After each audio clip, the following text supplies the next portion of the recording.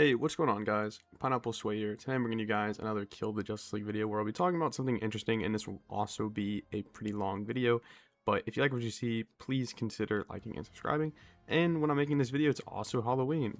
Drop in the comment sections down below what your favorite Halloween candy is. Mine happens to be Sour Patch Kids. But anyways, let's start with what I wanted to talk about today. And that is, my honest opinion on the story of Suicide Squad Kill the Justice League. Um, I've kind of made videos about this before, sort of giving like a final verdict about people who wanted to try the game and really what to expect. And then when the game ended, um, basically back in January, I sort of did a final thoughts video, like a final impression video. Now, basically, almost 10 months later, well, really 10 months later, and going back and playing the game, still uploading content related to the game and playing the game story again. I kind of just wanted to give just like an honest opinion on the game. I think there's sort of a confusion here that I've noticed on the channel ever since I've started uploading this game, and that is because I'm uploading this game in like a positive light, people automatically assume that I just think that the game's perfect. And if you watch all my videos and really like especially my videos talking about like, is the game worth playing? Like I'm very hesitant into recommending this game for people. I say like, if you want to try it, either get it for free, which sometimes you can, or spend like less than $5 on it. And people will see me uploading content still and probably just get the impression that it's like, I must think that this game's perfect. And no, by like all means, this game isn't perfect and it's significantly flawed. And to be honest, being a content creator for this game, it was kind of weird because I've only played the story like one time. I played it when it first came out with my friends and like a 4 stack, and then that was it. Um, and then I did all like the seasonal content when it came out from time to time. But after a while, um, I played the story again, since I'm doing that for my season guide, as you can see on this account right now, which season guide still TBD. I plan on releasing it next Friday for you guys. But something that I've noticed, like with this game and like the Arkham games, is I love honestly to go back and play the Arkham games time and time again, just replaying the story. Like I'll probably replay those games twice a year, the entire series. And then with this game, I feel like it's super difficult to replay. And sort of what I noticed like with this game's story compared to Arkham's, like the Arkham games, is this game is really like bare bones in what you have to do. Like in the Arkham games, you could do Riddler side quests, Riddler side missions. You could do really whatever. There was a ton of side missions. Like in Arkham City, I've been replaying that. You can do the Deadshot side missions. You can do the Zaz side missions. You can really take the story however way like you want to go, and there's no barrier stopping you. While with this game, that's really one of the big things is that it lacks like that creativity of as a player being really able to do whatever you want. I would say, a counter argument to that is you can technically do whatever you want when it comes to building your loadout and building your character, which, credits to Rocksteady. But, Rocksteady is known for like being the king of story-based games. And this game, like already right off the bat, is significantly lacking compared, to the Arkham series. Like, because the game doesn't really go anywhere, and as a character, you don't really go anywhere until you start doing those main objectives. And in all honesty, another thing that this game was significantly lacking was, side missions and like extra stuff to do outside the story. Um, Other than just prepping to kill like the Justice League bosses and defeating Brainiac, that's really about it. Like that's really the core story, which from an outside looking in is kind of like hilarious to say. Um, there's really no like preparation, and you can't really progress either. It's very hard to progress other than just focusing on main missions. And there really are just main missions. Sure, you have the support squad missions, but I don't really count those as side missions, and they don't really change the story, and they don't really do much other than just give you upgrades for your character to make you slightly better. While like with Arkham, I love spending my time, before I even, like in Arkham City especially, I love just doing as much side missions as I can be and defeating as many, enemies as I can be, because it helps you progress, and it really helps towards that story. And like that's another thing with Arkham Knight is sort of just bouncing, from game to game, is, in Arkham Knight, it's like you have to do side missions to get that full 100% ending. And like Suicide Squad, it just doesn't have that. There's no side missions, there's really none of that. And like what I said, yes, you can say there are support squad missions, but other than that, there's really not much to do. And I think that's what hurt a lot of people already. And then for myself, it doesn't really give the game much like replayability. Because one of the first things I love doing when I start Arkham City is before I even go to the Steel Mill, I love going, to check out the Bane side mission and getting those Titan tanks like destroyed. The Deadshot side mission, Zaz is a big one. The only game that really doesn't have this like structure is Arkham Asylum, but Arkham Asylum was also like the first game, so it's going to be a little different because Arkham Asylum was really just do main mission, do main mission, do main mission until you beat the game. And Kill the Justice League really goes back to that formula of just do a main mission, do a main mission, do a main mission until you beat the game. And with Kill the Justice League story, I do find it, very entertaining. I love the introduction of the Corrupted League. I love the introduction of, Brainiac. And it's like they have the right characters. It's just they didn't really have the right formula, I feel. I feel like if this game had side missions and allowed us the ability to do other things freely, not just set mission after set mission in the main story, I think it could have had a lot better replayability, which would have allowed a lot more people to have fun and play it. Like, I think a creative decision they could have done, in all honesty, that would have maybe helped the game was to just give us the ability to fight the Justice League automatically.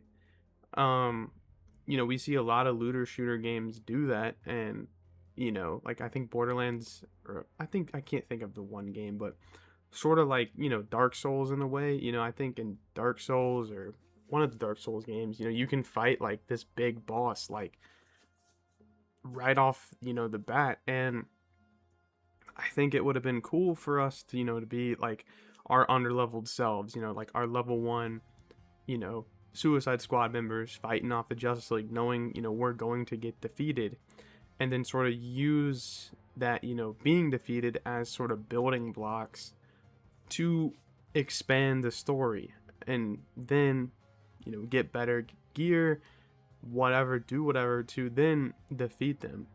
And I don't really know why they didn't add side missions to this game. I think they could have introduced side missions that probably could have helped the game's like story and lore. Like maybe there could have been a Lois Lane side mission, or just something in general to help give the game a better flow, not just main mission, main mission, main mission.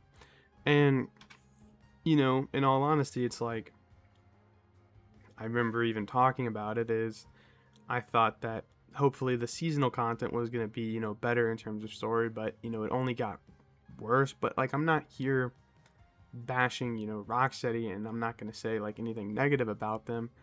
It's just, playing this game again, I see the struggles. I see the flaws, but, I still have fun. I still enjoy it. That's why I'm still uploading this game to this day, and because I still like it.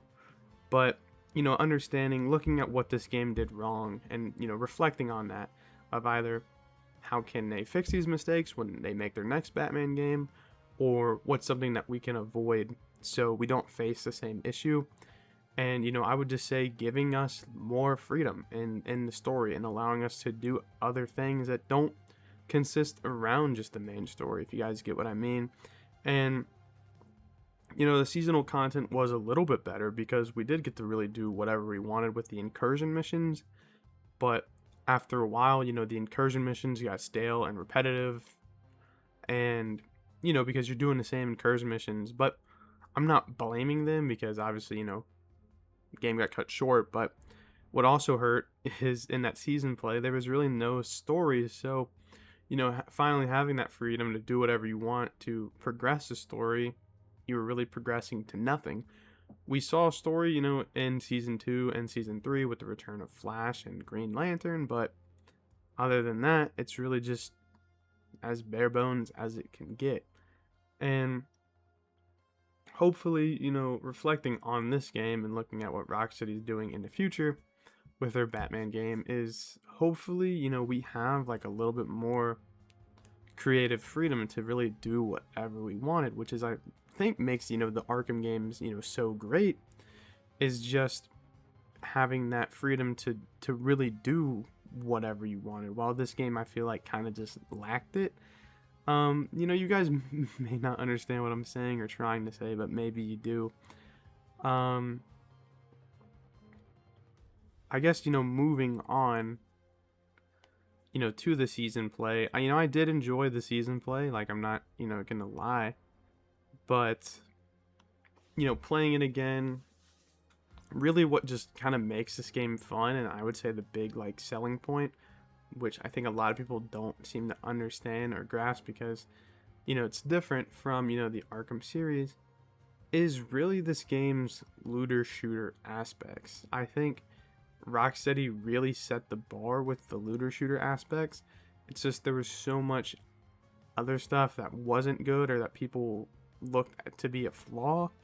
So the looter shooter, elements just kind of got hindered and, didn't look good in the eyes of, people who played it. I played Borderlands 4, and don't get me wrong, Borderlands 4 is alright, but I honestly feel that Rocksteady did a lot more and a much better thing with their looter shooter, you know, elements compared to Borderlands, and that might be a hot take, but I'll stand on that. That's I think they honestly killed it with the gear elements, the gear system, the synergies, everything about the looter shooter aspect. And I think that's kind of like they should have sold it more as a loot and shoot game, sort of like what Borderlands does, and not sell it as a story based game, because it's like when you compare this game to the Arkham series, yeah, people are right. This story is significantly lacking and there's really not much freedom, but man, I have a ton of fun building my loadout, crafting my loadout to, perfection, and then taking it out on the battlefield. And they could have sort of made the game centered around that, but obviously, that's not their decision. I think it's ultimately like WB who really decides, what a game's main selling point is going to be. But I think what really hurt this game was them selling it as just a story-based game, when that's really the most lacking part of this game. And obviously too, having to wait a year basically to see how the game is going to finish with the live service content. I guess, like, in all honesty, it's like if I had to rate this game and give it a final, like, thought, um an opinion, like, of I would say, I enjoy this game. It's a 7 out of 10 to me. Like what I said, if they didn't kill it in the looter shooter, like, elements, I probably wouldn't enjoy this game. That's kind of what had me coming back each season, was to check out the new loot and to check out the new environments that they were placing, in the game. I wish this game had a much better story. I think that is what really would have helped it, in all honesty, but it didn't. And I sort of noticed that is, man, the story is really significantly lacking. And I know that the next Arkham game or Batman game isn't going to be a looter shooter, but I hope Rocksteady doesn't really let these assets go to waste. I would love to see them take another shot at the looter shooter genre in the future, maybe even with Justice League or another character entirely, or maybe even retaining that in the Arkham games with the loot and shoot elements, because We do know that their game director, came from, the Assassin's Creed games. And Assassin's Creed, although I wouldn't really consider them looter shooters because they're not, they sort of have that like loot aspect to them with like collecting especially the newer Assassin's Creed games. Let me rephrase that, with like the legendary gear, and you can do like character builds and whatnot. So maybe they retain that, and maybe that was a big decision of why they brought in Bill Money to create the next Batman game. Is maybe they want to retain these looter shooter elements, but not necessarily make it looter shooter. Um, but yeah, let me know what you guys think. Because that's kind of just my honest opinion on this game. I still love this game, dearly, and it's still fun to me. It's always going to be a fun game to me. And I can definitely sit here and admit that it could have been a lot better than what we got, but also giving them credit where credit is due and noticing that they did kill it in the department of, the gear system, and I hope that we get to see it sort of eventually, in another game from them. But another thing too is knowing who Rocksteady is, knowing what Rocksteady was known for, building these incredible environments and these story-based games where the story was just incredible. I hope that they can find that and go back to that in the next Batman game, because that's really what people want at the end of the day, and even myself. Because if the story was even like remotely structured like the Arkham games, I think this could have been another generational game, but here I am talking about what could have been done better. Anyways, though, this is Pineapple Sway. Happy Halloween. Peace out.